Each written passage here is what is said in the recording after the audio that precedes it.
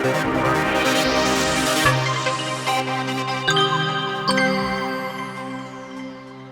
going on, everyone? Welcome back to another Monday Scale News Update. If you're not familiar with the show, we talk about the topics that happened over the last week relating to the scale world of RC. This week marks the 1-year anniversary of the Scale News Update. Started it on December 4th of last year, so just a handful of days past a year now. This is the 50th episode, meaning that I missed 3 weeks of coverage over the last year with the Scale News Update. I have, however, been thinking about changing the day from posting early Monday morning to maybe posting Tuesday morning, just because weekends can be busy, especially if I'm out crawling like I was today, and just trying to get in after that and film on a weekend can be a lot more work rather than just maybe staying after work on a Monday and doing some filming. I haven't decided that yet though, and if I do decide to make a change, I'll first talk about it in the Scale News Update to make sure everyone knows that it will be on a different day. But with that, let's jump into this week's topics. For those of you who may be looking for one, the Redcat Gen 8s are available for pre-order now. I pre-ordered mine through AMain. I'm not sure if we're going to see those sometime in December or if it's going to be after the first of the year, but either way, I am looking forward to actually getting that in hand and seeing what it looks like. That rig checks a lot of boxes in the feature column, but we've yet to see it in hand to see if it matches up with the quality. I'll definitely be making it a priority to get right to that vehicle as soon as I get it. There was a post on Instagram just a couple of days ago from one of the employees over at Associated. And if you're familiar, they've got the CR12, which is a 12 scale ladder frame scale chassis rig. And on it, it had a new body. It looked like a licensed Toyota FJ65 or one of those numbers. That's the one that has an FJ style cab and then a bed on the rear. It actually looked really good. Now it is on that 12 scale platform still, and I assume that that's completely unchanged. I do have one of those CR12s here that I just haven't done anything with yet. I don't know what for sure I will or would do with it, but we'll see down the road. But this new body option, I personally prefer much more over the Ford truck body that came on the previous CR12. So another option and makes that rig a little bit more appealing. No idea when that's actually going to become available for any of you CR12 fans or any of you that are looking for an inexpensive gift. I'm not sure if that'll hit before the holidays or not. There was a new announcement from Spektrum showing a DX5 Rugged. Now, I have been a Futaba guy since 2008. I've worked with them, been involved with them, and a radio like this has been something that I had requested a long time ago, and someone finally did it, and it looks like Spektrum did a pretty good job at it. It's water resistant, minor splash resistant, it says. It's got a rubber bumper all the way around, and the biggest thing that I noticed is that it's got an actual kind of like nub, a molded rubber grip that comes off of the steering wheel made for one-handed driving. This is a perfect little setup for scale trail riding. I carry my Futaba 4PV on the trail just because it is a very nice radio. But if I were to fall or break it or something like that, it just wouldn't make me nearly as upset as if I fell and broke something like my 4PX.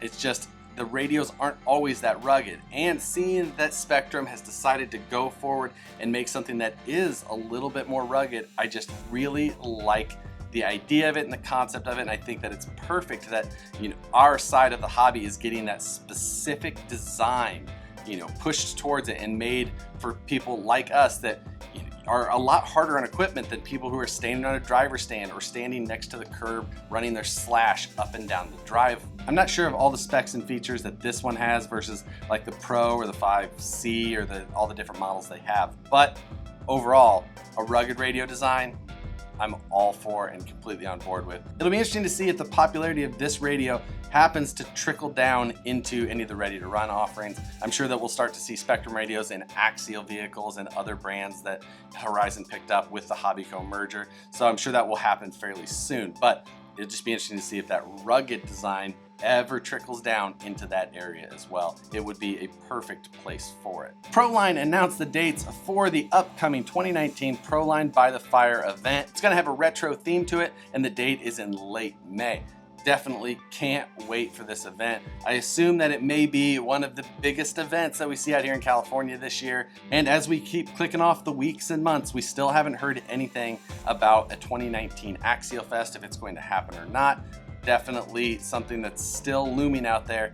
Be interesting to hear if we actually get a date for it, or if we hear anything about the situation with the Cisco Grove rehab, and if we're going to be able to look forward to having a date there in 2019 or not. And speaking of Axial, Jeff Johns, the former president of Axial, did leave the company and Horizon Hobby this week.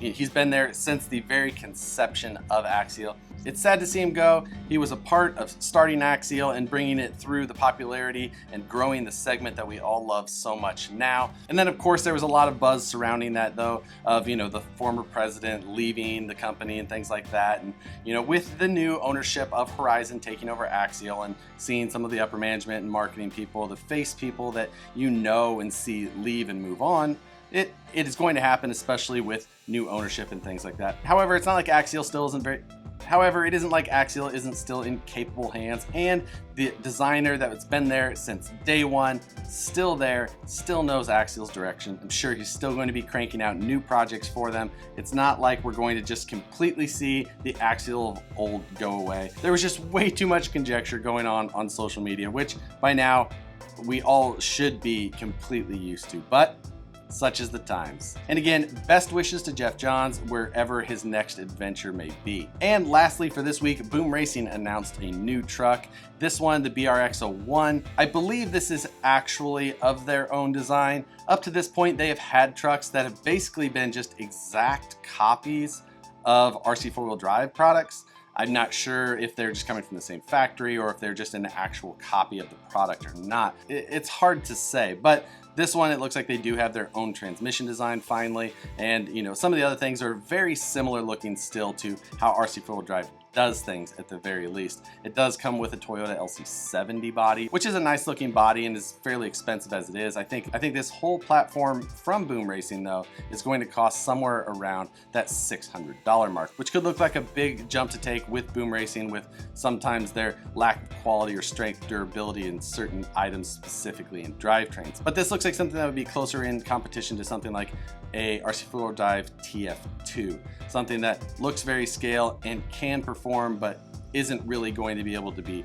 pushed extremely hard just because of the design and durability of a lot of the drivetrain components. This isn't personally the style of rig that I would look at picking up and testing, things like that. So I'll have to look around and find how other people are reviewing the strength, the durability, and quality of the truck as it comes out later. That's all the news I have for this week. This coming weekend, if you're in the Northern California area, there is going to be an event held by the GSRCC here at Folsom Lake in Sacramento. Any of you are in the position to be making that trip, absolutely come join us. I'm looking forward to going and having some more fun driving toy trucks. But that's it, guys. Hopefully you all have an awesome week coming up. Thanks for watching again. Like the video if you enjoyed it, subscribe if you're not already, and we'll see you on the next one.